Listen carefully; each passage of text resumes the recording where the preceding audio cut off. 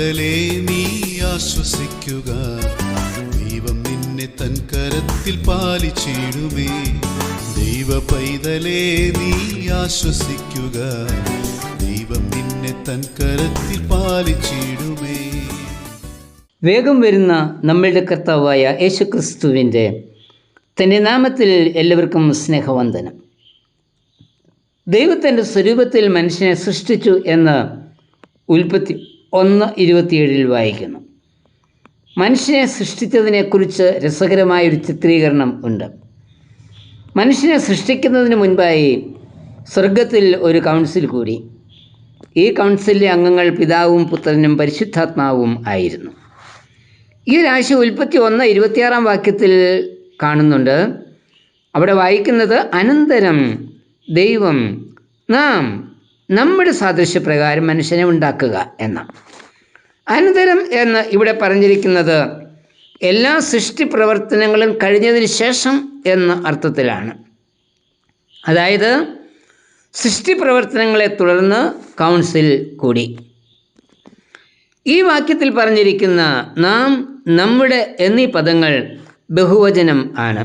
അതായത് മനുഷ്യ സൃഷ്ടിയിൽ ദൈവം മാത്രമായിരുന്നില്ല, വേറെ ചിലർ കൂടി ഉണ്ടായിരുന്നു എന്ന് മനസ്സിലാക്കണം. ഉൽപ്പത്തി 1:2 ദൈവത്തിൻ്റെ ആത്മാവ് വെള്ളത്തിന്മീതെ പരിവർത്തിച്ചു കൊണ്ടിരുന്നു എന്ന് പറയുമ്പോൾ അവിടെ പരിശുദ്ധാത്മാവ് ഉണ്ടായിരുന്നു.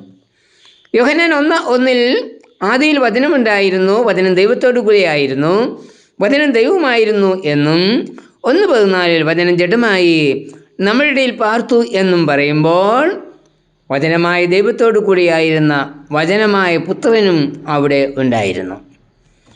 അങ്ങനെയെങ്കിൽ നാം, നമ്മൾ എന്ന് ഇവിടെ പറയുന്നത് ദൈവത്തിൻ്റെ 3 ആളത്വങ്ങളായ പിതാവും പുത്രനും പരിശുദ്ധാത്മാവും ആണ്.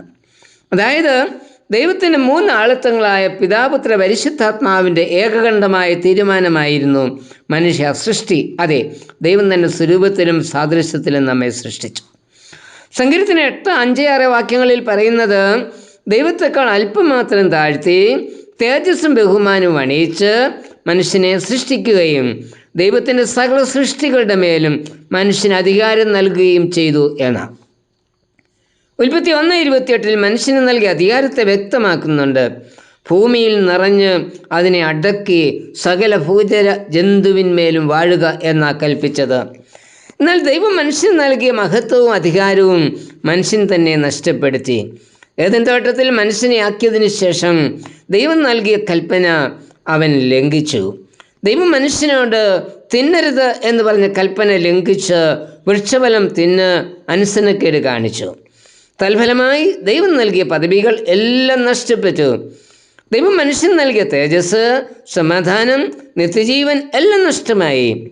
എങ്കിലും കരുണയുള്ള ദൈവം മനുഷ്യൻ്റെ പ്രവൃത്തിയാൽ നഷ്ടപ്പെട്ടു പോയ എല്ലാ പദവികളും തിരികെ നൽകുന്നതിനു വേണ്ടി തൻ്റെ പുത്രനെ ലോകത്തിലേക്ക് അയച്ചു. റോമർ 8:3 പറയുന്നത്, ദൈവം തൻ്റെ പുത്രനെ പാപജഡത്തിൻ്റെ സാദൃശ്യത്തിലും പാപനിമിത്തവും അയച്ചു. ദൈവം തൻ്റെ ജഡശരീരത്തിൽ മനുഷ്യൻ്റെ ശിക്ഷ ഏറ്റെടുത്തു. യെശയ്യാ 53:6 പറയുന്നത്, അവൻ നമ്മുടെ അകൃത്യങ്ങൾ നിമിത്തം മുറിവേറ്റും തകർന്നുമിരിക്കുന്നു എന്നാണ്. 1 പത്രോസ് 2:24 പറയുന്നത്, നാം പാപം സംബന്ധിച്ച് മരിച്ച് നീതിക്ക് ജീവിക്കേണ്ടതിന് അവൻ തൻ്റെ ശരീരത്തിൽ നമ്മുടെ പാപങ്ങളെ ചുമന്നുകൊണ്ട് ക്രൂശിന്മേൽ കയറി അവൻ്റെ അടിപ്പിണരുകളാൽ നമുക്ക് സൗഖ്യം വന്നിരിക്കുന്നു. കാൽവരി കുരിശിലെ പരമയാഗത്തിൽ കൂടി പാപമില്ലാത്തവൻ നമ്മുടെ പാപങ്ങളെ വഹിച്ചു. ക്രൂശിലെ സകലവും നിവൃത്തിയായി എന്ന മൊഴി അതാണ് നമ്മെ പഠിപ്പിക്കുന്നത്. അതായത് നഷ്ടമായ തേജസ്, സമാധാനം, നിത്യജീവൻ എല്ലാം അവൻ നമുക്ക് വാഗ്ദാനം ചെയ്തു. നമുക്കുണ്ടായ എല്ലാ നഷ്ടവും ക്രൂശിലെ ബലിയാൽ നികത്തി. തേജസ് തിരികെ നൽകിയെങ്കിലും അത് ഇതുവരെയും നമുക്ക് അനുഭവമായിട്ടില്ല.